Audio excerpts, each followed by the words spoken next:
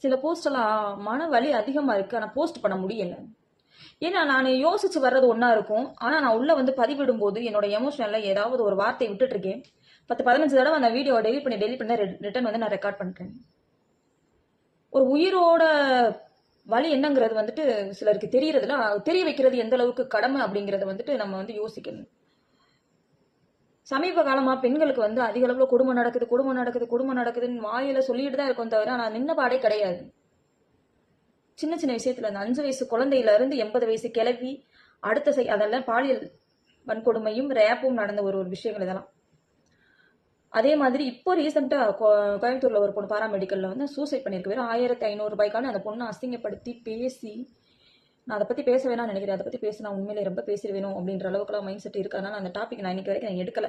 நிறைய நியூஸ்ல பார்த்தேன் நான். பட் அந்த பொண்ணோட இடத்துல இருந்து பார்க்கும்போது அந்த பொண்ணு என்ன மனவலையை அனுபவிச்சிருக்குங்கிறத உள்ளுக்குள்ள உணர்ந்ததுனால அந்த டாபிக் நான் எடுக்கல. ஏன்னா நான் மனவலையாக பேசிடுவேணும் அப்படின்ற அளவுக்குலாம் மைண்ட் செட் போகுது.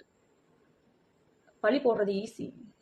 சேம் அதே மாதிரி இங்கே ஒரு பொண்ணுக்கு ஒரு சம்பவம் நடந்திருக்கு. அதோட பிக்கை வந்துட்டு கீழே போடுறேன் பாருங்க. ஒரு பிக்கை மட்டும் நான் அப்லோட் பண்ணலை. ஏன்னா அப்படின்னா அந்த பொண்ணோட முன்பகுதி வந்துட்டு இருந்தது. பட் நான் போட்டு ஆக்வர்டாக இருக்கும் அப்படின்றதுனால நான் போடலை. இந்த பொண்ணை வந்துட்டு பிவிசி பைப்னாலே இரும்பு கம்பினாலும் 10 பேர் சூழ்ந்து இந்த குழந்தைய அடிச்சிருந்துருக்காங்க.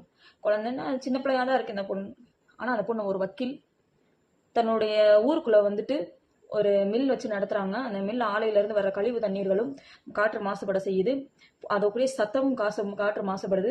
எனக்கு ஒற்றை தலைவலி அதிகம் இருக்கிறதுனால ரொம்ப வந்துட்டு மண்டை வெடிக்குது. இவங்களை இந்த சத்தம் வந்து மண்டை வெடிக்குது. இதை மாற்றி எங்கிட்டாவது வைக்க சொல்லுங்க அப்படின்னு சொல்லி மனு கொடுத்துருக்காங்க. அந்த மனுவின் அடிப்படையில் இவங்க வந்து அடின்னு அடிச்சு இந்த பொண்ணை வந்து இந்த அளவுக்கு காயப்படுத்தியிருக்காங்க. இந்த பொண்ணு ஒரு வக்கீல். இப்போ நான் சொல்லும்போது அவங்க இடத்துல அவங்க வச்சிருக்காங்க, அது அந்த பிள்ளைக்கு என்ன செய்யுது, அந்த பிள்ளை காலை குத்திட்டு படுக்க வேண்டியதானே 2 சொம்பு தூக்கிட்டு வரும்.